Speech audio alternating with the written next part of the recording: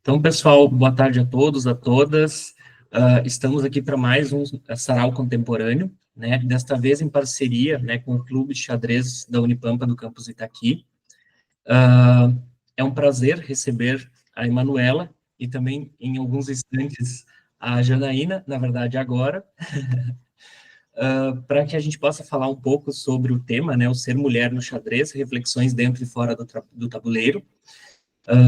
A gente tem um projeto Sarau Contemporâneo, ele já é um projeto que acontece no campus Itaqui da Unipampa desde o ano de 2019, que iniciou num formato presencial, né, em 2019, com a oportunidade de trabalhar com temáticas dentro da universidade, que depois seriam estendidas para fora por um projeto de extensão, mas que, devido à pandemia, a gente acabou mudando os rumos do projeto, né, e aprendeu também com isso, né, e hoje temos a oportunidade de fazer esses encontros online, com parcerias entre projetos, né, como eu disse, é uma parceria com o Clube de Xadrez, e trazer pessoas, né, de outros locais, outras vivências, outras experiências, para falar um pouco conosco sobre temáticas diversas, que esse é o objetivo do Sarau. O projeto Sarau Contemporâneo, ele foi idealizado e ele é coordenado pela professora Silvana Boeira, tá, que hoje não pôde participar, mas estou aqui representando-a. Então, sem mais delongas, eu vou passar, e primeiramente agradecer a Emanuela e a Maria Janaína pela participação, tá? Agradeço muito, acredito que vai ser de muito agradável a conversa com vocês. Vou deixar vocês se apresentarem para eu não incorrer em nenhum erro também. Aí vocês podem se apresentar e falar um pouquinho sobre a história, a trajetória de vocês, tá? Então, palavra com vocês. Muito obrigado.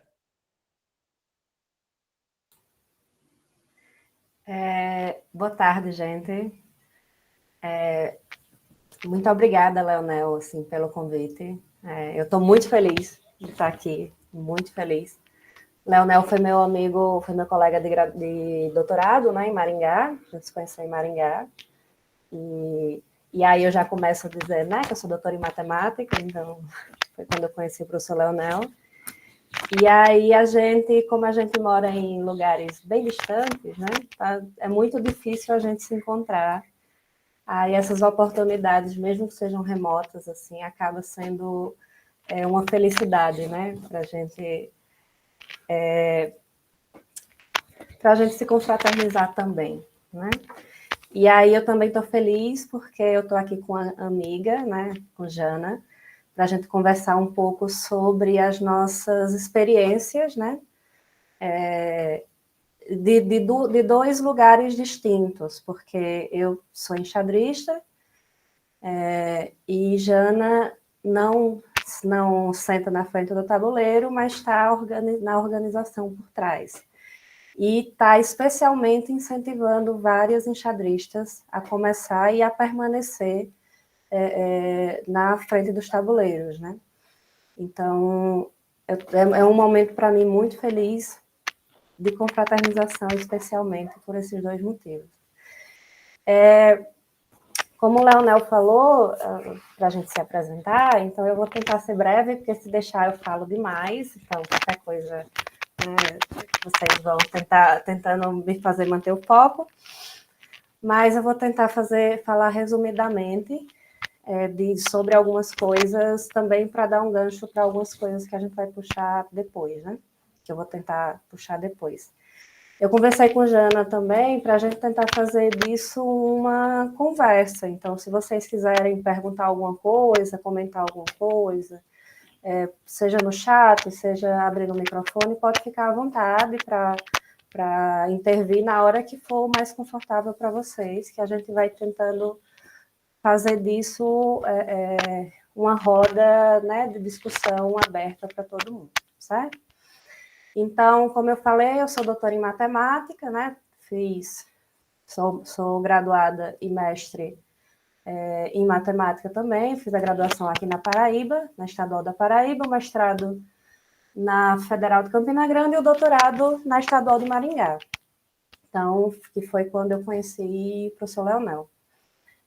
E aí, depois que eu terminei o doutorado, eu voltei como professora da Universidade Estadual da Paraíba, aqui em Campina Grande, né? E aí, eu jogava xadrez quando era adolescente, inclusive tem uma história interessante sobre o meu primeiro torneio de xadrez, depois eu conto. E aí eu voltei a jogar, quando eu entrei na graduação eu parei, porque, enfim, a vida acadêmica acaba sugando a gente. E aí eu retornei agora, depois de professora universitária, né? Eu entrei na UEPB em 2017 e voltei a jogar xadrez depois da pandemia. Voltei a jogar presencialmente, né? Em 2022. E aí um dos motivos para eu ter voltado, um dos motivos, assim, acho que o primeiro comentário que eu ouvi quando me empurraram para voltar a jogar xadrez foi: vai que tem poucas mulheres e você vai se destacar. Esse foi o comentário que me fizeram para meio que me obrigar a jogar um torneio. Então, é mais ou menos sobre isso que a gente vai falar, né? O ter poucas mulheres, o porquê ter poucas mulheres, e se faz sentido ter poucas mulheres, se a gente pensar de uma forma lógica, né?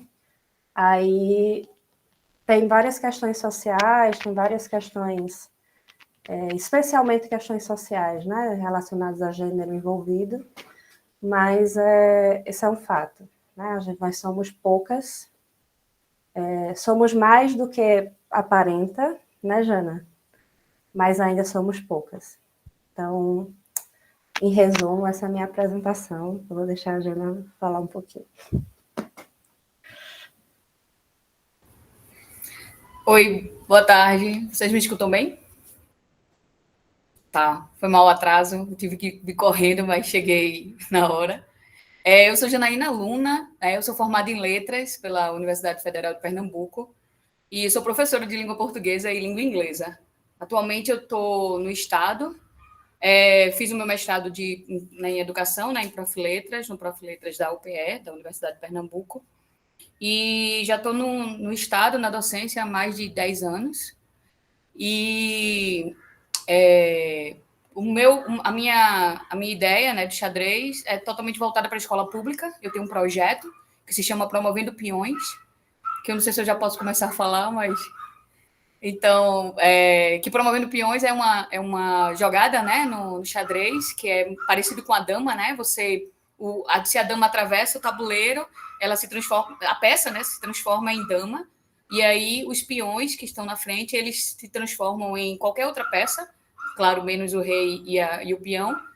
E a ideia desse nome é o segundo nome dele, né? Na verdade, quando eu ensinei, eu comecei em 2017, 2017 lá na escola pública, eu estava dando aula de xadrez, porque eu tive que aprender a jogar xadrez para poder ensinar os meus alunos, porque lá a ideia era que eles só jogavam dominó, dama, e aí eu achava que tinha que ter alguma coisa diferente, né? Eu acho que xadrez ia demorar muito, é um esporte, né, muito elitizado, para jogar tem que ter material, tem que ter professor que saiba jogar, mas eu disse, não, eu vou plantar só a sementinha, pelo menos os movimentos e as capturas eles vão saber. E aí eu comecei a ensinar no contraturno, né? Eu ensinava na escola particular, aí eu almoçava na escola pública e ficava lá na hora do almoço. E eu aprendi para poder ensinar. Aí eu comecei com uma turma, uma vez por semana, na verdade, e eles pediram tanto, gostaram tanto, que a gente começou com 2 turmas. E só que o nome deles do projeto era Os Pioneiros, que é o mesmo grupo daquele filme do professor da Rainha de Catuí. Não sei se vocês conhecem, mas é o meu filme favorito. E é uma menina, né, que joga xadrez e ela começa a ganhar, né? Ela é muito pobre e ela começa a perceber o jogo e começa a crescer e a ganhar algumas coisas pelo jogo, tanto pessoalmente como financeiramente. E tem um professor lá que é o incentivador. E aí eu coloquei a minha turma lá, os pioneiros. Mas aí, como eu mudei de escola, aí eu coloquei como Promovendo Peões e ficou Promovendo Peões, porque a ideia é que os meus alunos e alunas, eles chegam como peões, né, bem pequenininho, aquele movimento bem básico, mas aí quando eles atravessam, né, quando eles começam a desenvolver, quando eles começam a entender o xadrez, eles podem se transformar em qualquer peça que eles quiserem. Então, hoje eu tenho mestres nacionais, né? Eu tenho um mestre nacional com 16 anos, 17 anos, eu tenho outro com 18, eu tenho uma com 16. A gente já jogou... recentemente, a gente teve um campeonato aqui em Pernambuco, que é o escolar. Então, o sub-18, a categoria sub-18, foram meus alunos, tanto feminino quanto masculino. E é isso. Senão eu vou começar a falar também. Aí eu vou guiar, porque senão a gente fala dos projetos, eu me empolgo demais. Eu acabei esquecendo, eu comecei a falar e esqueci de falar porque aqui Leonel me convidou, né, para falar de xadrez. Porque eu voltei a jogar em 2022 e aí fui campeã paraibana em 2022, bi em 2023, tri em 2024 e aí virei mestre nacional feminina, né, recebi o título no final do ano passado, junto com Anne, que é a aluna de Janaína. Então, a gente recebeu o título de mestre nacional feminina no mesmo torneio, que foi o brasileiro do ano passado, final do brasileiro absoluto. E aí eu sou a primeira mestre nacional feminina da Paraíba, né? Acho que em Pernambuco tem algumas, né? Você tem pelo menos 3, né, Jana? Mas aqui na Paraíba eu sou a primeira. E aí esse foi o gancho para o Leonel ter me convidado, né? E aí a gente tinha... Quando o Leonel sugeriu, né, da gente vir fazer essa conversa, a sugestão dele foi exatamente falar sobre a mulher no xadrez, né, que no contexto do que a gente conhece, a gente não tem muitas referências, que acaba sendo um contexto muito parecido com o que eu tenho no trabalho também, já que eu sou da matemática, então é um problema meio generalizado na minha vida. Mas, e aí eu falei para sugerir, né, o nome de Jana também para fazer parte, porque além do Promovendo Peões, Jana tem um projeto exclusivo para meninas, né, que é o Xadrez Feminino de Pernambuco, né, que aí ela faz torneios mensais só para as meninas participarem. Então, eu vou deixar a Jana falar um pouquinho sobre como começou esse projeto e, assim, os frutos que vêm desse projeto, especificamente, porque eu acho muito legal, assim, eu fico morrendo de vontade de ir, mas de Campina para Recife, às vezes, não é tão fácil. É perto, mas não é tão perto, né? Então, tinha surgido essa ideia, né, de fazer um projeto só feminino. Eu faço parte da Federação Pernambucana de Xadrez, né, aqui em Pernambuco, e eu sou a única mulher numa gestão de, acho que uns 4, 5 homens. E aí é uma guerra, é uma batalha, é uma luta para colocar, assim, besteirinha que a gente, eu estava até comentando com o Mano, besteirinha que a gente acha assim, tipo, campeão, né? Eles fazem um troféu, aí coloca todos os troféus campeão. Aí eu, minha gente, bota campeã, vê aí a questão, né, do feminino, já que vai fazer um pódio feminino, bota campeã.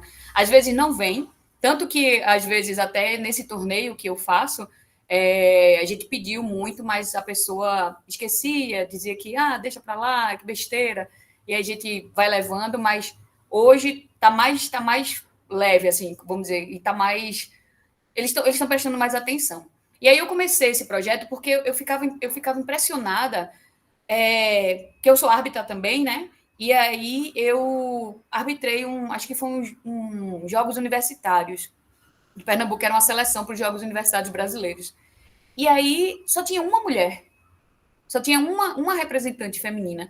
Aí eu disse, caramba, não fez nem pódio, né? Tipo, ela nem jogou para que talvez o hate, alguma coisa assim que eles falaram, não fosse prejudicado, porque como as meninas jogam com meninos, né? Então tem essa dificuldade também, porque elas não jogam num absoluto, num misto, elas não jogam só as mulheres, elas jogam com todo mundo para depois sair o pódio feminino e o pódio masculino. E eu disse, caramba, a gente tem que ver o que está acontecendo. E aí, eu junto com outras jogadoras, eu disse, não, vamos criar um projeto, vamos criar alguma coisa, nem que eu vá trabalhar dia de sábado, né? Porque eu faço os torneios dia de sábado. Não, vamos ver como é que a gente vai funcionar, como é que vai funcionar isso aí. E aí, a ideia foi criar torneios para que as meninas treinem, mas só meninas, só mulheres. Por quê? Porque aí a gente deixava, né, criava um ambiente legal para elas jogarem, elas poderiam conhecer, né, saber que havia outras pessoas, outras mulheres jogando também, e conhecer, porque elas acabam se encontrando nos torneios e se encontrando nesse projeto também, que eu chamei de Ala da Dama, né, PE, ou Xadrez Feminino PE. E aí eu comecei a fazer esses torneios valendo rating. Então, eu abro os torneios com o sistema, peço apoio à federação, que ela tem apoiado, apesar de, né, de muita luta, mas eu tenho uma liberdade, uma forma de trabalhar que eu tenho apoio. E a gente conseguiu patrocinar, na verdade, os primeiros torneios eu patrocinava. Eu comprava os troféus e as medalhas. E aí a gente conseguiu num shopping aqui né, em Recife. Então ele dava as mesas e as cadeiras e ele conseguiu um patrocínio com uma loja de esportes. E aí a loja de esportes dava a medalha e os troféus. Aí eu disse, não, então tá bom. Aí a gente sempre fez final de mês, só que aí começou a ficar muito disputada, a ficar muito parecido com o que as meninas estavam evitando quando elas temem, né? Jogar num absoluto, num jogo, num torneio que tem homens e mulheres, que é aquela ideia da competição, não é aquela ideia de vou ganhar e tal, ou outros fatores. E aí eu disse, não, vamos fazer o seguinte, vamos colocar sem rating, né? Que é sem a pontuação, para não ficar aquela coisa de sempre estar jogando as que têm rating alto e as novatas ou as que têm rating baixo, elas nunca iam conhecer as meninas que têm o rating alto. E aí, a partir desse momento, eu comecei a não colocar rating. Então, eu chamei até de torneio encontro feminino, para tirar esse peso dessa competição e para que as meninas possam se ajudar, possam entender como é a dinâmica do xadrez. A gente sempre tem um número assim, perto de 20 meninas participando. E a gente acabou perdendo o patrocínio como é que fala? Da loja, né? Ela não vai patrocinar mais a gente, mas aí eu já resolvi, eu vou para outra parceira e a gente vai começar a cobrar, vai ter que cobrar uma taxa simbólica para poder cobrir as medalhas, né, e os troféus. E assim, a gente está com a movimentação, eu consegui, né, fazer um torneio pensado, Manu, tu me corrige nas questões técnicas, um torneio pensado de 4 dias ou foram 3 dias, Manu? 3 dias? 4? 3 dias, 6 rodadas. 3 dias aqui em Pernambuco. Então, eu tive mais de 40 mulheres, né, jogando. Manu veio o pessoal de Alagoas, que também tem forte, o pessoal do Rio Grande do Norte. E uma pioneira aqui em Pernambuco, que se chama D1D8, que é a Hilderline Salles, que ela é árbitra também. Ela cobriu todas as inscrições. Então, ela disse que quem fosse pernambucana, ela cobriria todas as inscrições. Então, o torneio foi de forma... Foi grátis, né? Ela cobriu tudo. E aí a gente conseguiu lá no Geraldão, que é um estádio enorme aqui em Pernambuco, Geraldão. Passamos 3 dias. As mães se organizaram para fazer os lanches, as mães das meninas que faziam parte do grupo, né? Do Ala da Dama, desses encontros. A gente conseguiu movimentar rating. As meninas tiveram um espaço bem tranquilo para jogar. E eu fiquei super orgulhosa, né? Porque assim, eu junto com o Iderline, eu consegui juntar 40 mulheres num torneio, o meu primeiro torneio como organizadora e diretora, árbitra. Aí eu juntei os meus alunos, os meus monitores, olha, você vai ser árbitro, você vai fazer isso, você vai fazer aquilo. E eu fiquei muito feliz com o resultado. E assim, a gente está nessa movimentação e eu não pretendo parar, não. Só complementando a fala de Jana, para quem não, eu não sei se todo mundo que está aqui conhece minimamente xadrez, mas o torneio pensado, a gente tem três modalidades, vamos dizer assim, né, 3 ritmos de xadrez, que é o clássico, o blitz e o rápido. Então, o blitz é aquele que é para você acabar entrar em desespero, que é 3 minutos, 5 minutos no máximo no relógio. As Então, meninas não gostam. As meninas não gostam desse. Normalmente você começa com 3, na verdade, normalmente é 3 mais 2 ou 5 minutos direto. Então, cada jogador tem 3 minutos, cada vez que você faz um lance, você bate no relógio, aumenta 2 segundos no seu tempo. Então, quando você bate no relógio, seu tempo para, o do adversário começa a rodar e assim sucessivamente. Então, o blitz normalmente é esse, 3 mais 2 ou 5 minutos direto. O rápido, normalmente é entre 10 e 15 minutos, e com acréscimo de 5 ou 10 segundos. E o clássico, que é o pensado, né? A gente chama de clássico ou de pensado, é 1h30 para cada jogador, mais 30 segundos por movimento. Então, as partidas, elas duram de 3 a 4 horas, assim, em média. A grande maioria dura por volta de 3 horas. Volta de 3 horas de duração. Então, a gente tem um torneio desse tipo, ele é muito mais difícil de você fazer, porque não dá para fazer num dia só. Né? Então, esse que Jana comentou, é uma vitória conseguir fazer, porque são 3 dias de torneio, são 2 partidas por dia. Né? Então, é uma dedicação, tanto para quem está jogando, como para quem está organizando, que é completamente diferente de um torneio de rápidas, de blitz, que você consegue fazer numa manhã. Qualquer um desses outros ritmos você consegue fazer numa manhã. Mas mas o clássico não. O clássico são no mínimo 3 dias para você ter um torneio ok, né? Que funciona. E aí, Jana conseguiu reunir, além dela conseguir reunir essa quantidade de meninas, ela ainda conseguiu reunir as enxadristas mais ativas do Nordeste. E talvez as melhores enxadristas femininas do Nordeste, né? Que ela conseguiu levar a Luíse Ascioli, que é uma enxadrista alagoana, que, assim, muito em breve, para quem acompanha o xadrez, muito em breve ela vai estar, no mínimo, entre as 10 melhores enxadristas do país. Ela é uma menina que ela não tem nem 18 anos ainda, ela acabou de entrar na universidade, está no primeiro período de Direito da UFAL, e ela, assim, ela vem num nível surpreendente para absolutamente todo mundo. E para a gente que não tem uma referência, e quando você pega as principais enxadristas mulheres do Brasil, você não tem nordestinas, né? Então a gente tem esse recorte ainda diferente. A maioria ou do Sudeste ou do Sul, especialmente de Santa Catarina. Santa Catarina é um país que é um estado que é muito forte no xadrez, muito forte.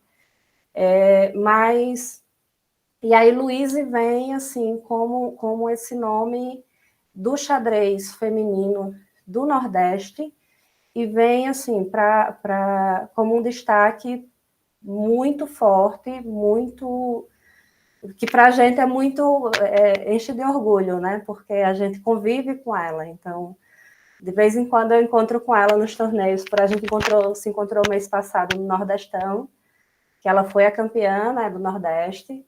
Ela foi campeã do Jubes esse ano. Então, a referência que a gente tem hoje no xadrez feminino do Nordeste é de Luíse Ascioli, né? E tá aí em Santa Catarina representando o Brasil no Mundial, que está acontecendo em Santa Catarina, que começou ontem, Jana? Hoje? Foi ontem, né? O Mundial? Eu só me liguei que ela viajou já, mas eu não estou sabendo o nome. Começou essa semana, né? Ou ontem ou hoje. E aí é isso, assim. Então, para a gente não só ter as meninas, como também ver esse crescimento, né? E ter referências que a gente não tinha antes. Então, tem essa questão que é muito importante também nesse processo.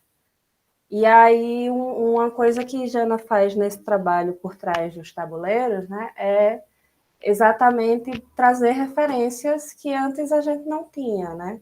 Porque Anne agora é uma referência. Você tem Mariana Alencar lá, que também joga às vezes no torneio de Jana, que é uma menina de 8 anos de idade e é mestre nacional feminino e também é campeã brasileira sub-8.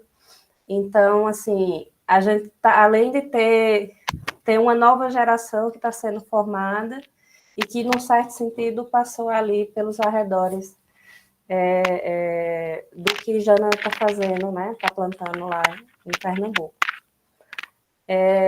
A minha realidade aqui é um pouco diferente na Paraíba, porque a gente tem um xadrez na Paraíba muito forte no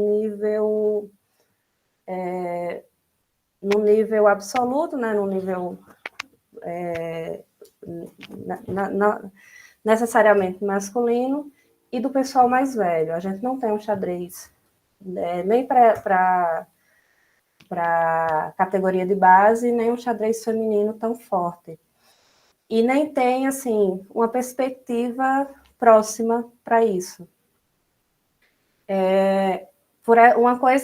Um exemplo simples disso é que lá em Pernambuco, por exemplo, todos os torneios, você tem o campeão, ele recebe um troféu e a campeã recebe um troféu, né, Jana?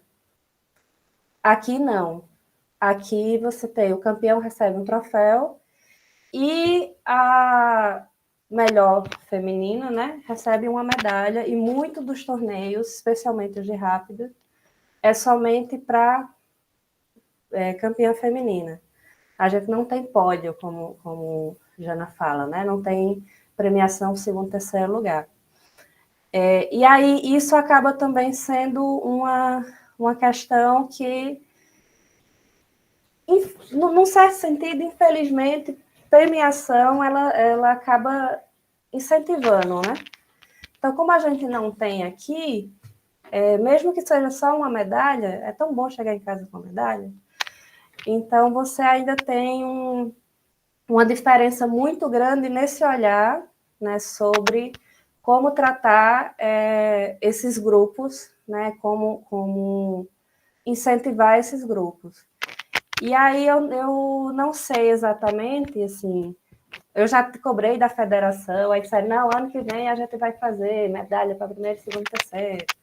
Aí toda vez que eu encontro com o pessoal da federação, eu cobro uma coisa diferente, eu já estou até com medo, assim, deles começarem a me excluir das coisas, tanto que eu cobro coisa. Mas é porque é complicado, porque basicamente só sou eu, já que as meninas, a maior parte das que jogam, elas jogam torneios mais específicos. Eu jogo praticamente tudo, que eu sou enxerida, mas as outras jogam muito pouco, assim. E aí você não tem também essa, né, como é que você vai estar insistindo numa coisa que você quase não tem ninguém e está sozinho. Então tem umas questões assim que a gente fica, né, tentando lutar contra, mas é muito complicado, né, quando você não tem muita gente para dar suporte. E aí chega a questão também, por que é que não tem muita gente, né? Eu estava lendo para ver se eu conseguia organizar alguma coisa para trazer para vocês. Tem uma pesquisadora, acho que ela é paulista, Jéssica Januária, que Jana conhece, eu acredito. Ela trabalhou, no mestrado e no doutorado dela, ela trabalhou com xadrez numa visão mais social. Em que sentido?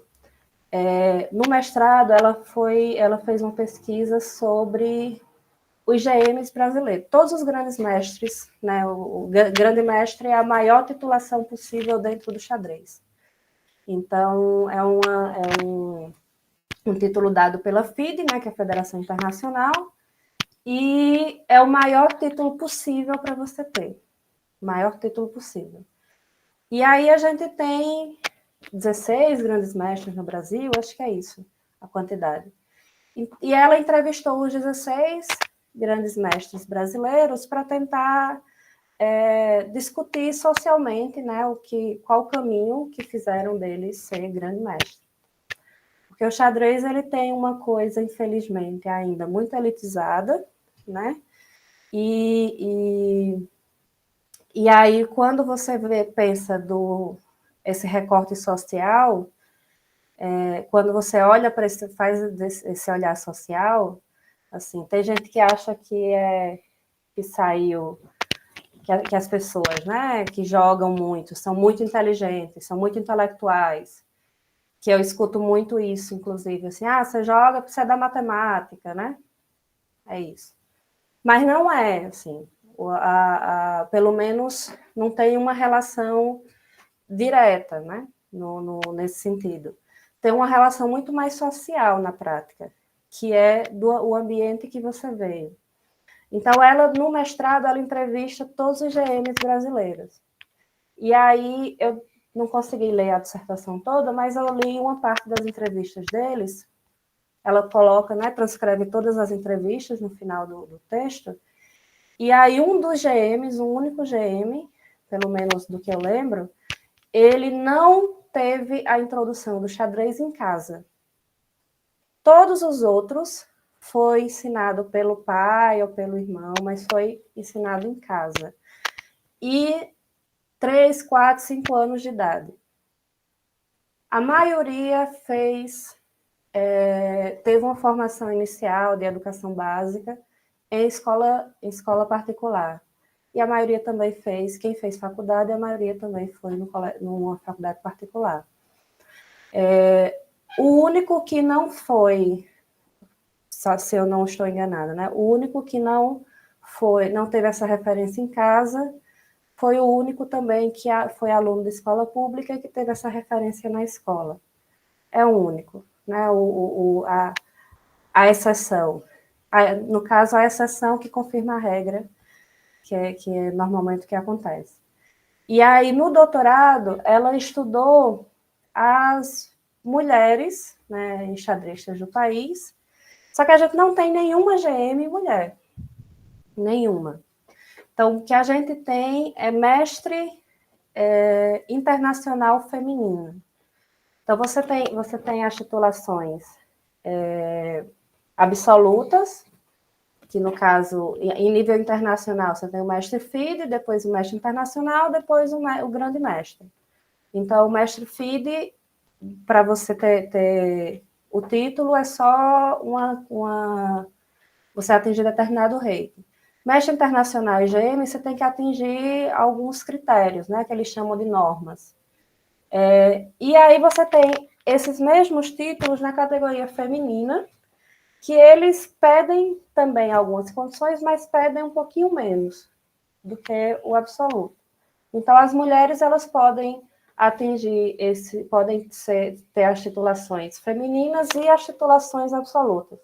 E os homens só as titulações absolutas.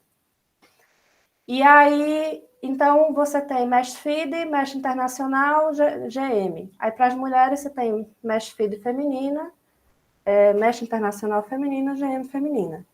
E aí, o mestre FIDE feminina, você precisa satisfazer um pouco de menos coisas do que o mestre FIDE. Aí, o mestre internacional feminino precisa satisfazer um pouco menos coisas do que o mestre internacional, e GM feminina um pouco menos do que GM absoluto. E aí, a gente não tem nenhuma GM feminina, que já seria menos do que em termos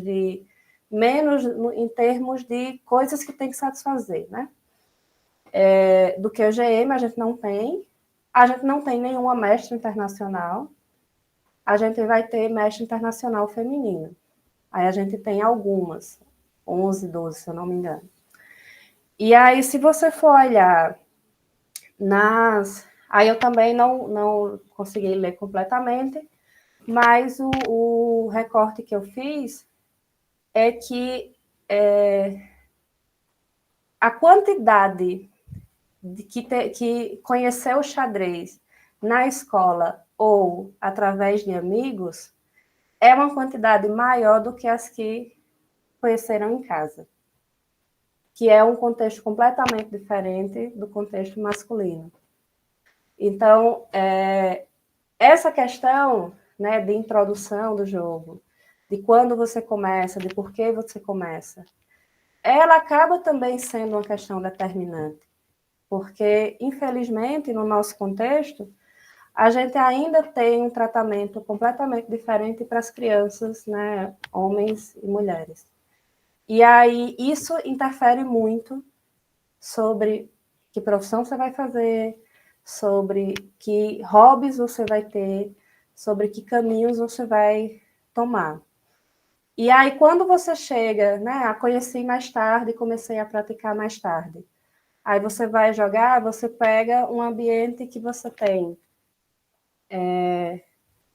Sei lá, eu participei do torneio do Machado de Assis esse fim de semana, tinham 68 participantes.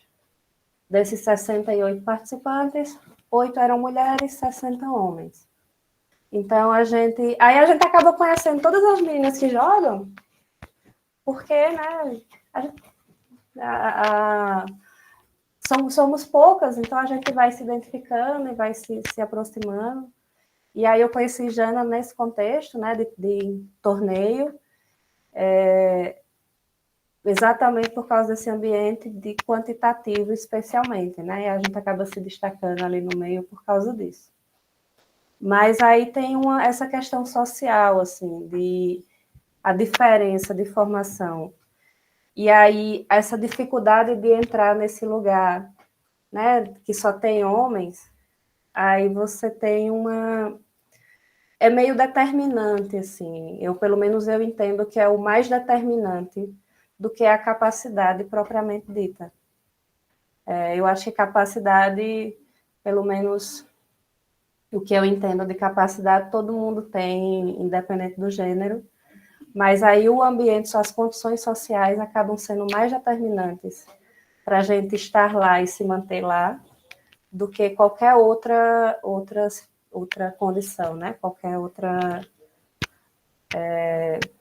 outra coisa, né? Aí eu deixo aí para vocês, né, como sugestão, vocês darem uma olhada nos trabalhos da Jéssica, que é acaba dando uma luz, talvez, assim, para a gente refletir sobre, especialmente essas questões sociais, né, dentro desse ambiente, que é um ambiente muito masculino ainda, infelizmente. Ô, Manu, eu tava procurando aqui. A Cioli, em outubro, ela estava entre as 5 melhores de sub-20. Ela estava com 1.886 de rating. Ela já deve estar perto dos 2.000 já. E assim, como tu falou, já já ela chega mesmo. Na verdade, ela passou, Jana. Pelo que Jaime falou, Jaime é um mestre lá de Alagoas, que é próximo de Luísa, né? E aí, pelo que ele tinha comentado, ela jogou aí em Pernambuco, né, o Magistral, e jogou o Jubes. E aí, com esses dois, ela passa 2.000 de rate. Maravilhosa. E só para complementar também, no trabalho que eu faço aqui, é uma questão pedagógica, sabe? Tipo, eu sempre escolho o nome de uma enxadrista para homenagear e estava começando a homenagear as mais conhecidas, né? As irmãs Polga, né? Tinha a Pia Crowley, né? A Pia e tal. E aí eu disse, não, peraí, eu vou começar a chamar as pessoas daqui também, né? Aí tem Renê, né? Que é do Rio Grande do Norte, Renê Brambila. O torneio passado, mês passado, não, do mês retrasado, foi Luísa Scioli. E esse mês de novembro vai ser Manuela Coelho, que está aqui. Aí ela vai ser homenageada. Então aí eu pego o Instagram e aí eu falo um pouquinho da enxadrista, né? Como é que começou. E na medalha vem escrito em homenagem, no troféu também. E é uma forma das meninas conhecerem, né? Ter uma representação, né? Saber quem são e perceber que elas estão muito próximas. Então, tipo, você tem Luísa Scioli jogando aqui super perto de Pernambuco, né? Vai a Paraíba, vai ao Rio Grande do Norte. Então, tem Manu aqui bem pertinho também. E é bem massa essa ideia. E é isso, eu quis complementar, Manu.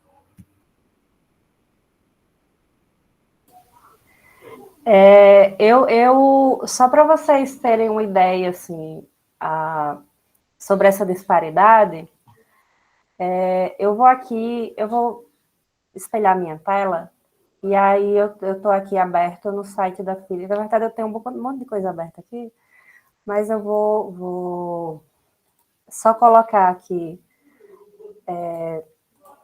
para vocês verem. Quem não sabe, assim, que a gente está falando muito de rating. Rating é uma pontuação que a gente tem com base no desempenho, certo? Então, é o quanto você, vamos dizer assim, é o seu nível, né? O número que vai dando o seu nível de conhecimento. Então, eu estou tentando falar de uma forma bem informal, assim, para ver se fica mais ou menos claro. Mas aí é uma pontuação que você tem de forma histórica, né? Então, não é uma coisa assim, como você participa de um torneio, você fez 6 pontos de um torneio, e aí no próximo torneio você zera, né? Então, não é uma coisa histórica. Então, eu faço uma pontuação, eu começo com um determinado rating, que é um desempenho no primeiro torneio que eu participo, e aí depois disso, quando eu vou para o próximo torneio, eu parto daquele meu desempenho no torneio anterior. E aí aquilo ali, quando eu vou jogando com outros jogadores, vai ter uma movimentação. Assim, se eu ganhar, eu ganho um pouquinho, se eu perder, eu perco um pouquinho. E assim você vai movimentando e vai aumentando ou diminuindo o rei. Então, isso daqui é o que a gente...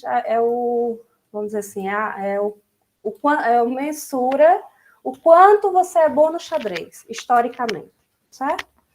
E aí, eu coloquei aqui no site da FIDE, né, que é a Federação Internacional de Xadrez, eu coloquei aqui a lista dos jogadores brasileiros, de todos os gêneros, né, feminino e masculino, que estão ativos, né, que jogam, o que significa estar ativo, é que participou de algum torneio num certo período de tempo. Nos últimos, 3 anos, eu não sei dizer exatamente quanto é esse tempo, mas ele considera ativo num certo período de tempo. E aí, de todos eu coloquei aqui em ordem decrescente, né? Para a gente ver do mais forte para o mais fraco. Então, aqui, a gente tem, nesse ranking, né? A gente tem 2.377 jogadores brasileiros ativos de xadrez hoje. E aí você vem passando a lista, ó. A primeira mulher que vai aparecer é a Juliana Teral, que vai estar aqui. Cadê? Eu vi o nome dela agora. Aqui. Essa aqui é a primeira mulher que aparece. A Teral. Que é mestre FIDE e mestre internacional feminino. Com 2.187 de rating. O rating clássico, que é esse do tempo maior, normalmente ele é o mais considerado porque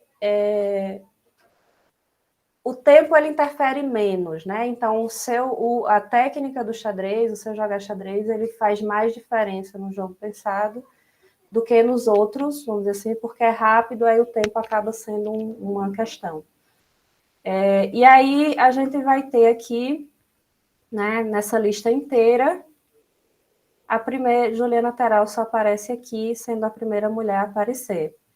Depois dela vai aparecer a Alboredo, em algum lugar que vai passar, que eu não estou achando, mas é a primeira mulher que aparece. E aí isso é fala muito da disparidade que a gente tem, né, dentro do xadrez.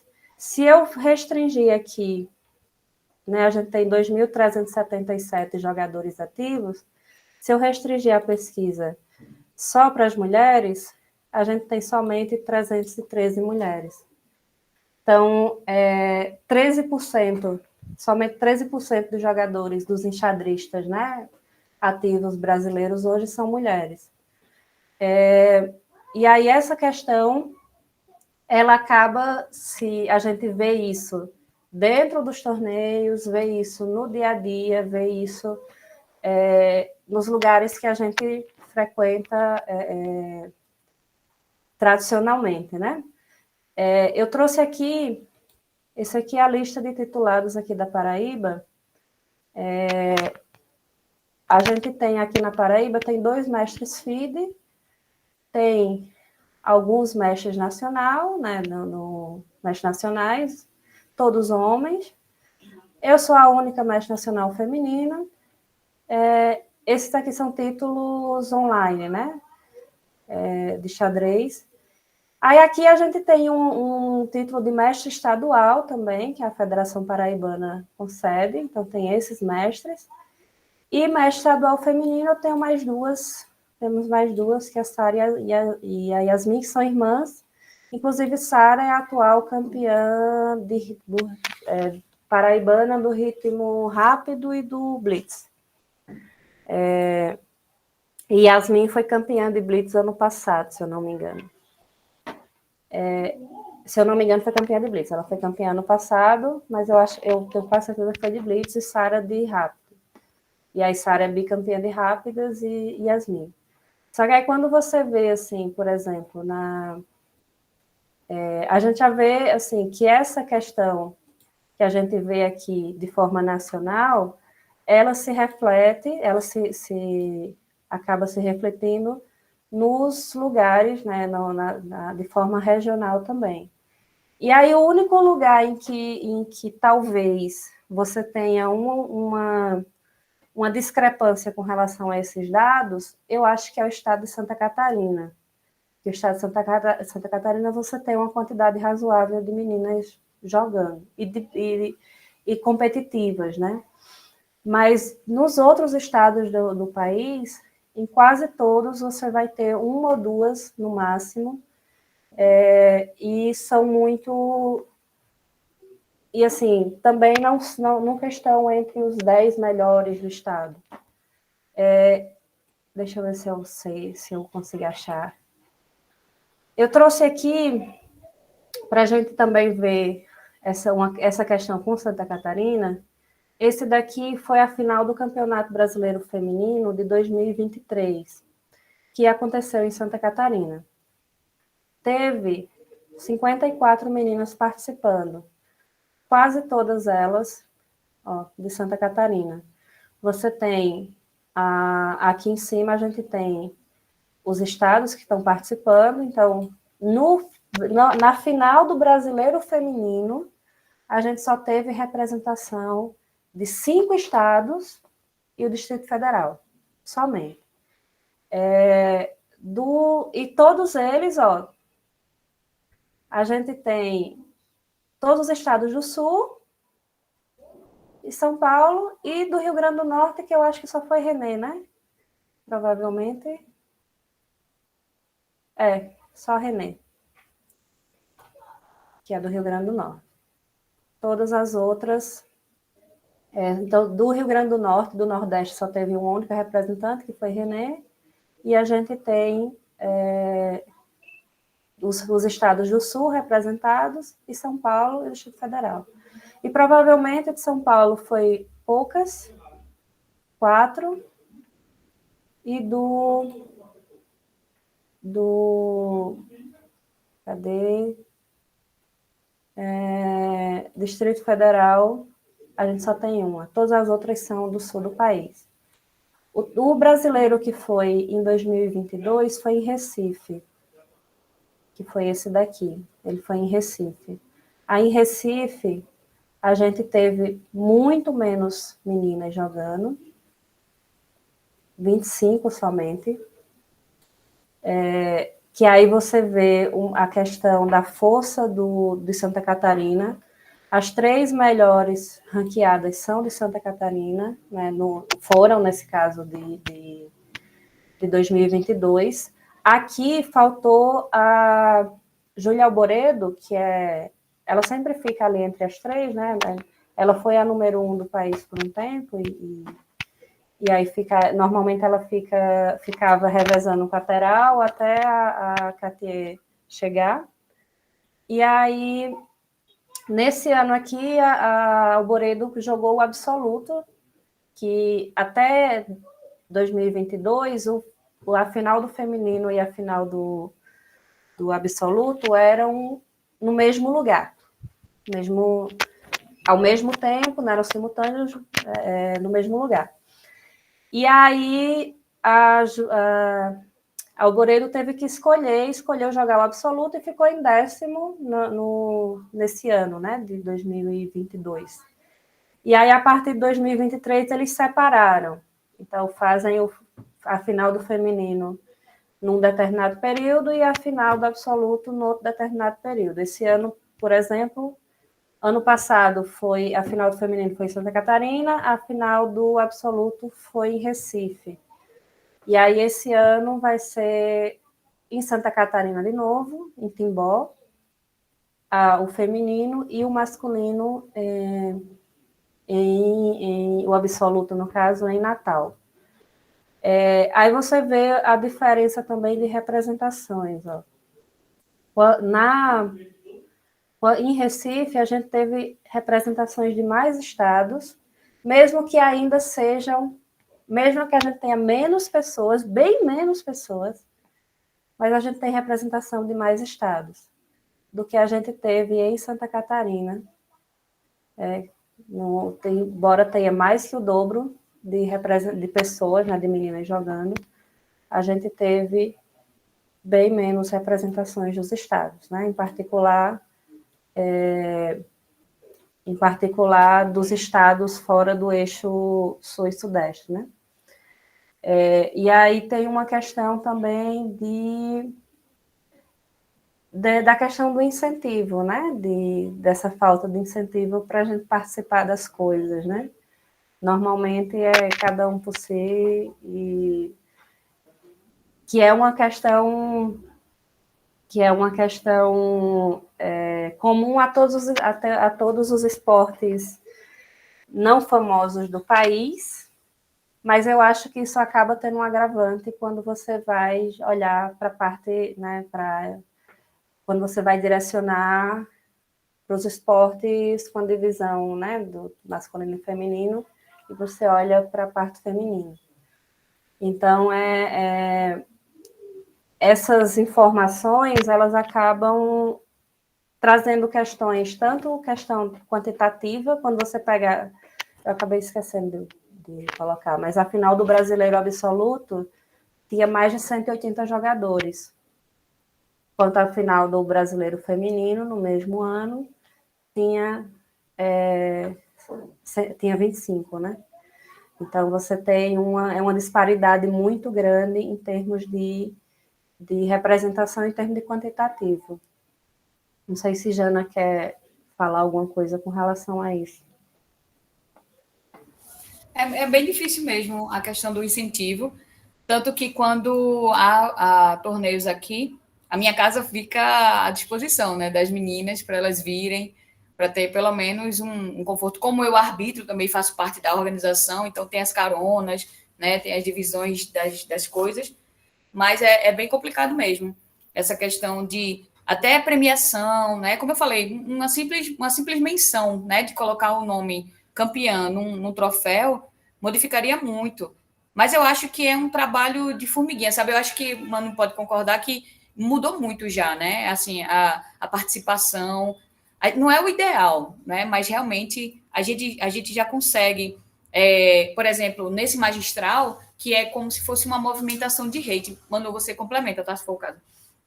Então, tipo, são grupos, né, formados, e aí são divididos pelo rating. Então, é uma oportunidade para uma jogadora forte jogar com outras jogadoras fortes, né, dentro de um limite de 200 pontos, se eu não me engano, para movimentar rating. E aquelas meninas que não têm rating, elas conseguem abrir o rating. Ou seja, quem está zerada, ela entra nesse grupo, não no grupo fortão, né, no grupo mais ou menos, no grupo que dê para ela jogar, e aí ela consegue abrir rating, que é uma dificuldade também, né? A gente não consegue ter mulheres com rating, né, aberto, porque é muito difícil jogar, é muito difícil ter a participação. Mas aí, nesse magistral, dentro da organização e pedindo muito, insistindo muito na federação, no grupo que eu estou junto, eu pedi para a gente tentar fazer pelo menos um feminino. E a gente conseguiu. Então, a gente conseguiu fazer um grupo de 8 mulheres, né, de 8 meninas, mulheres, jogando para movimentar hate. E quem tinha um hate maior, ela era passado para outro grupo, né? Então, a gente conseguiu. E, assim, o trabalho de formiguinha também tentando colocar as meninas para abrir hate, né, para jogar, para entender o xadrez também. Tanto é que agora, em novembro, para complementar, né, o trabalho que eu faço aqui, eu estava dando aula só para meninas, junto da biblioteca do Sesc aqui de Recife, num dos Sescs, e aí eu ia lá e abria tabuleiro e ensinava as meninas. Aí agora eu vou voltar com essas aulas, né, para que as meninas cheguem, mas também abrir para meninas e meninos, porque aí eu movo como promovendo peões e como ala da dama.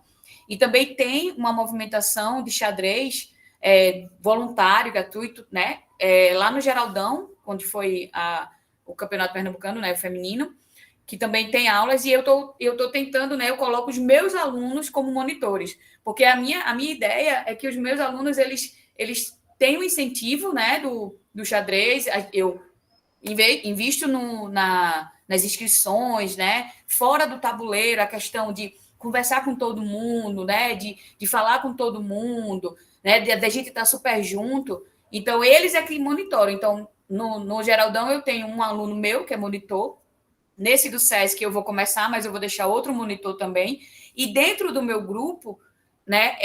Os meninos são monitores. Cada menino é monitor, aqueles que jogam melhor, é o monitor de uma menina. Então, eles precisam desenvolver o xadrez das meninas tanto quanto eles desenvolvem o deles. Então, eles até brincam que quando as meninas, que a gente tem Maria Rita, né? Maria Rita Ferreira, que também que ela tá se destacando, quando ela ganha, os meninos dizem, tá vendo? É minha aluna, tá vendo? O técnico sou eu. Porque eles precisam devolver, né? Essa é a minha ideia, devolver aquilo que foi investido de outra forma, já que eles receberam de forma gratuita, eles precisam também trazer, né, mais gente da escola pública. Nenhum aluno do meu projeto é de escola particular, são todos de escola pública. E o pessoal da ala da dama é geral, mas também são as meninas que já se conhecem, que já treinam, então é uma oportunidade. Algumas meninas têm aula particular, então elas vão para os torneios para treinar, para colocar em prática o que estão vendo, né, com os professores, mas eu acho que falta muita coisa ainda, até realmente fora do tabuleiro, são muitas batalhas, né, para a gente mostrar para o pessoal que precisa fazer, né, precisa ter um pódio diferenciado, precisa ter o valor, né, porque às vezes tem prêmio em dinheiro, mas, meu Deus, é um absurdo o valor que dão para as meninas, e elas jogam tanto ou mais do que os meninos, né? Porque para ganhar, para chegar no pódio, tem que passar por um monte de gente forte para depois conseguir ficar ali entre as meninas, né? Para criar um pódio.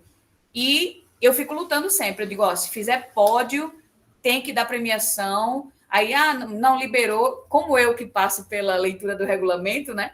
Então, na federação, eu já fico, peraí, aqui tá faltando alguma coisa, vamos modificar isso aqui, porque precisa mexer. Mas é isso.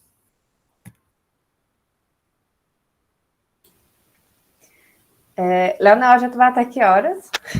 Eu ia fazer a mesma pergunta, porque eu perdi as orientações. Não, a ideia é que assim, os alunos, principalmente os da Unipampa, têm aulas às 18h50. Então, acredito que seja interessante abrir para perguntas, para que essas pessoas tenham, né, caso tenham alguma pergunta, possam fazer antes de irem para as suas aulas, né? Então, abro questionamentos, enfim. Depois a gente vai fazendo outras considerações, caso seja necessário. Que eu sei que a dona Emanuela, se a gente largar para conversar, né, Emanuela? Então, por isso que eu perguntei. Pode ficar à vontade. Está me ouvindo? Boa tarde. Boa tarde. Eu gostaria de agradecer aí a organização do encontro, né?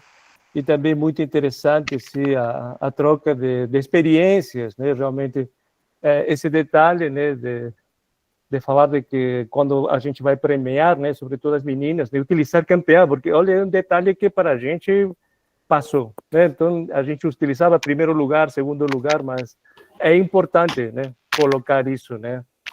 na premiação. E muito feliz assim também de ver assim os estudantes participando também do encontro, né? E eu gostaria de ouvir um pouquinho mais sobre assim como motivar, né? Talvez ao longo desses anos vocês encontraram talvez algumas formas, talvez, de como motivar o pessoal, né? Eu nunca também passou para minha cabeça assim fazer um encontro só de meninos, um torneio, né? Só meninos, porque o número sempre foi reduzido, né?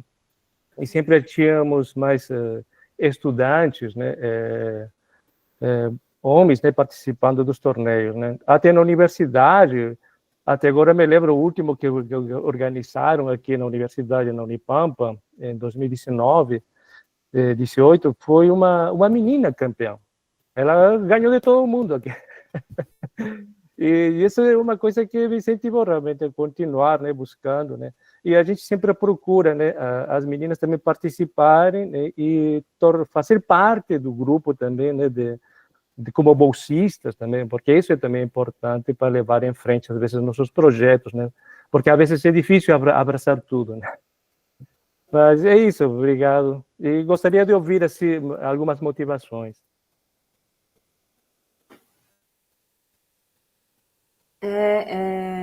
Obrigada pela pergunta. Eu vou falar desse lugar de enxadrista. Eu estou começando um projeto aqui na universidade, mas ele está começando ainda, então eu não consigo falar exatamente a partir desse lugar de organizadora ainda.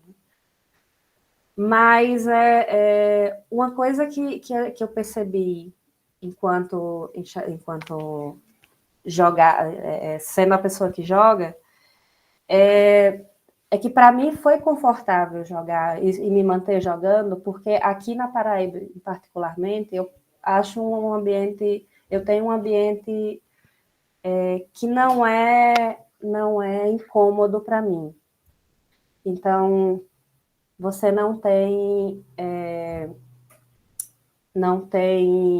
eu não escuto comentários machistas, dificilmente eu escuto essas coisas, né? Aqui, normalmente, eu tenho um ambiente acolhedor. E aí, o que eu escuto das minhas colegas que são de outros lugares é que não é necessariamente assim. Então, a maior parte das meninas que jogam, elas escutam coisas, assim, comentários depreciativos, sempre.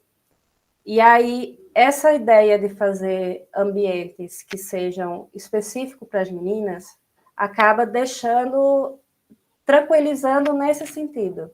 Eu posso ir, porque eu sei que não vai ser um lugar depreciativo, não vai ser um lugar que eu me sinto incomodada de estar. E aí eu percebo um pouco disso aqui no meu projeto, que acabei de começar um projeto de extensão na universidade, como quem está à frente é uma mulher, então as meninas se sentem à vontade de tirar dúvidas, de participar de momentos. Mas quando só estão os monitores, quando só estão os meninos, quando eu não vou lá por algum motivo, aí a gente já vê uma quantidade muito menor de meninas participando.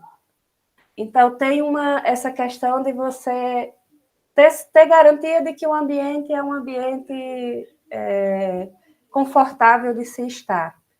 E a maior parte das vezes a gente só se sente de fato confortável se for um ambiente que você tenha pelo menos igualdade de quantidade ou maioria mulher, infelizmente, maioria de mulheres, né?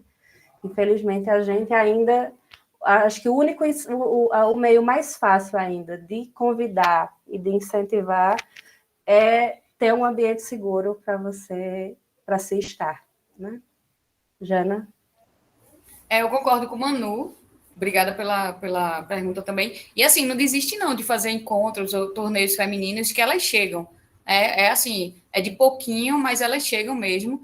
E é o que fala também, né, de um lugar acolhedor, de um lugar que elas possam perguntar sem serem julgadas, sabe? Porque tá perguntando uma besteira, ou que é besteira, né, para o outro que já tem um nível maior. Às vezes, eu tive que tirar o peso, né, do torneio para que as meninas não ficassem naquela agonia, porque há meninas que vão jogar porque elas querem encontrar outras meninas, porque elas querem conhecer o xadrez, e não nessa ideia da competição, né, que muitas vezes aparece ou que quer ganhar.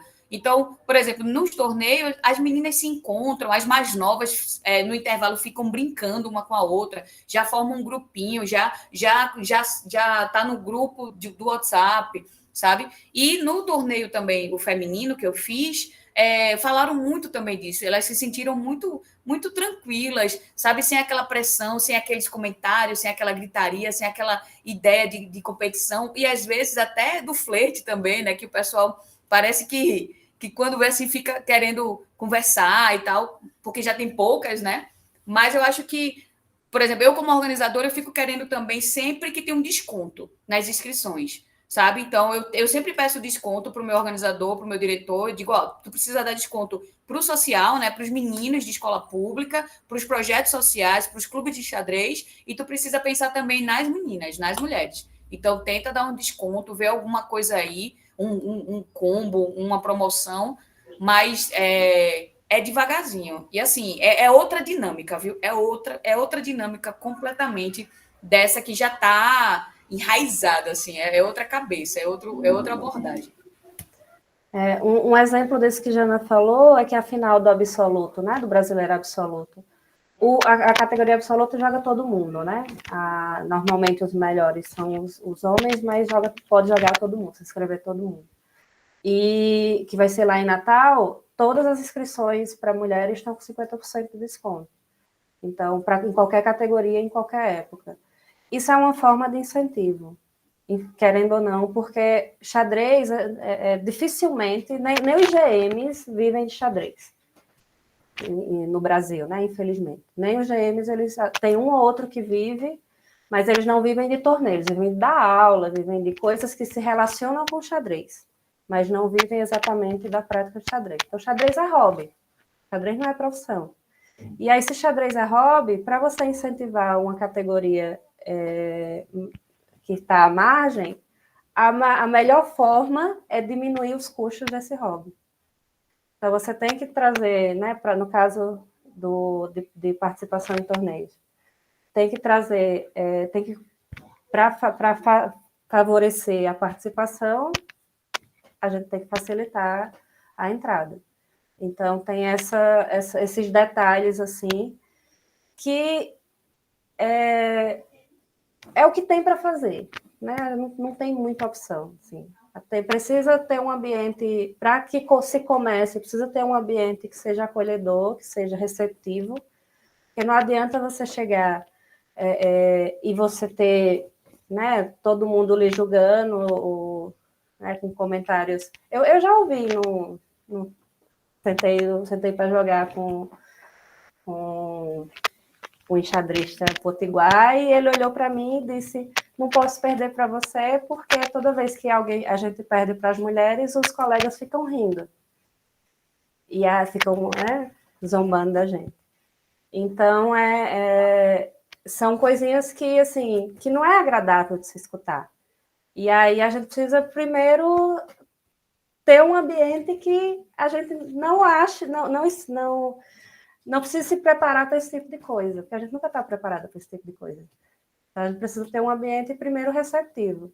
Depois que a gente chegar aqui e começar, aí vamos incentivar a participar do torneio, esse progresso. E aí, como é que você incentiva? Tendo desconto nas inscrições, tendo outros tipos de rede de apoio que a gente não tem hoje e que é necessário para poder fomentar essa participação, né?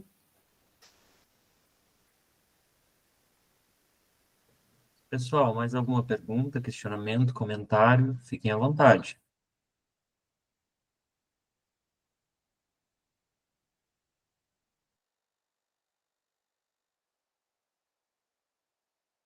Se quiserem deixar no chat também, fiquem à vontade, tá?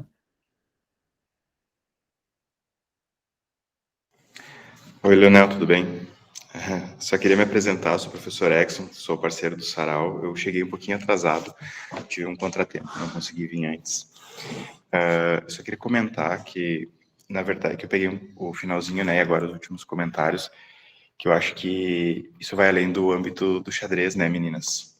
Isso já entra num que vocês falaram, assim, os colegas homens comentam que não podem perder para mulheres, e isso vocês só estão mostrando num ambiente no nível de xadrez, né? Mas isso às vezes é uma coisa que a gente percebe em várias atividades, né? Principalmente, eu não sou da área das exatas, né? A minha área da saúde normalmente tem muitas mulheres, mas quando a gente extrapola isso para outras áreas, a gente percebe muito que ainda impera um machismo escondido, né? E a gente tem que fazer um trabalho de formiguinha para ver que não, né? Que, tipo assim, todo mundo é igual, né? Todo mundo consegue fazer coisas, tipo, uma mulher jogando xadrez ou desempenhando determinadas funções. Cara, é normal, século XXI, né? Eu só queria fazer essa contribuição, né? Que é uma coisa que ainda tem esses comentários, mas que, tipo, que a gente pensa, como que alguém ainda comenta isso, né? Mas que tem muito, que é um trabalho de formiguinha. Eu acho que isso foi que além do tabuleiro, eu acho que é uma coisa que vocês estão mostrando e desmistificando vários, tipo assim, servindo de modelo para várias outras pessoas, mas não só dentro do tabuleiro, digamos assim, mas também em outras áreas, tá bem? Eu queria fazer essa contribuiçãozinha. Obrigada pelo comentário, Exxon. Eu sou da matemática, né? Eu fiz o doutorado com o Leonel e aí a gente se conheceu nesse contexto. E aí essa é a minha realidade em todos os lugares que eu vou, né? Se eu vou trabalhar, esse é o contexto. Se eu vou jogar xadrez, esse é o contexto. Então, aí é o que eu falei anteriormente, assim, que você não pegou, mas as questões, elas são mais questões sociais, assim. Então, o contexto da gente não é um contexto de incapacidade, mas é um contexto social, que é o mesmo contexto que leva as meninas a não escolherem as áreas de exatas. Né? Que você tem muito menos meninas nas exatas do que os homens. Porque a gente não é incentivada desde cedo ao trabalho intelectual, a essa posição estratégica, porque o xadrez é isso, né? É um trabalho mental, único e exclusivamente mental. E a gente não tem esse incentivo socialmente falando. Então, a questão essas questões sociais que a gente tem, né, de forma geral, a gente tem dentro do xadrez, porque ele é um ambiente social dentro desse contexto maior.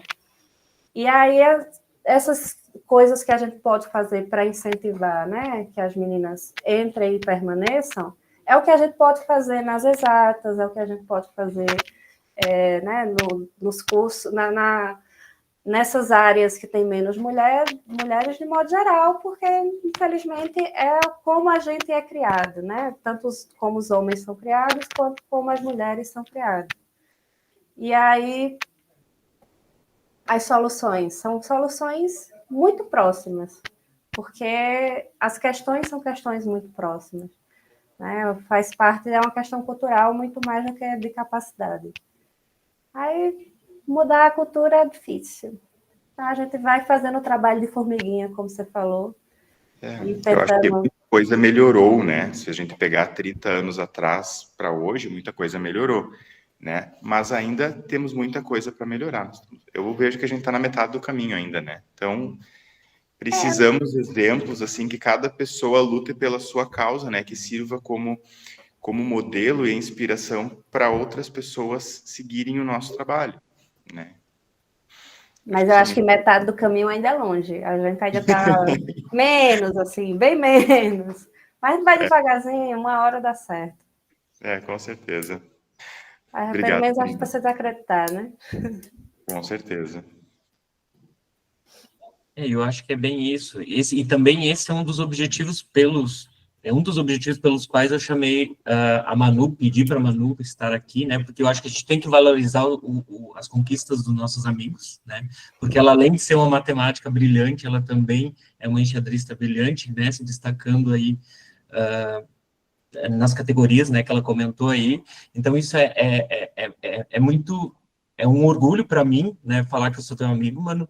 É um orgulho ver que vocês desenvolvem trabalhos tão importantes, né, dessa representatividade, né, de mostrar a força da mulher no xadrez, de mostrar as dificuldades, porque por trás de uma mulher forte no xadrez tem muitos desafios, né, e esses desafios a gente vê, né, todos os projetos que a Janaína comentou, né, multiprocessos, multitarefas, então a gente vê quantas frentes, né, essa formiguinha, né, ela, né, comentou formiguinha, mas quantas frentes essa formiguinha tá mantendo, né, para conseguir ter alguns resultados que estão sendo muito bons, mas que tem ainda muita coisa que pode fazer, porque se mais formiguinhas aderirem ao processo, né, aí a gente vira um formigueiro e quem sabe a gente comece a moldar um pouco mais essa cultura para direcionar para uma valorização, né, e não somente no xadrez, porque se a gente for olhar os esportes, né, de uma forma geral, né, a gente tem uma baixa adesão financeira também, né, de projetos, é difícil você conseguir incentivo financeiro para projetos que envolvam atividades com mulheres, então vamos pelo nosso amado futebol, né, então se a gente for comparar a questão financeira, a gente tem algo que está muito distante da realidade, né, mas a gente também vai para os esportes, né, menos comuns, né, não sei se eu posso chamar dessa forma, mas que também há uma batalha. Então, é muito interessante para a gente, né, ver essas ideias, né, que estão dando certo, e eu acho que a gente tem que reproduzir isso, né, talvez cada um na sua maneira ou na sua realidade, mas é muito interessante.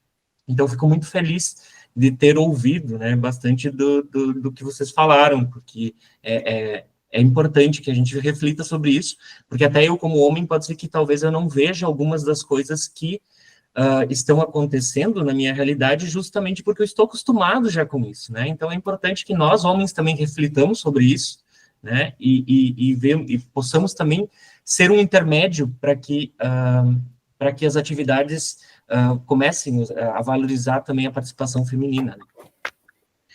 Mas, enfim, mais alguma pergunta, pessoal? Ou comentário? Porque senão eu vou pedir uma palavra final das meninas e agradecer imensamente em nome do Sarau, em nome do Clube do Xadrez, que o professor Rolando precisou se ausentar, e deixo aí a palavra para vocês para um comentário final.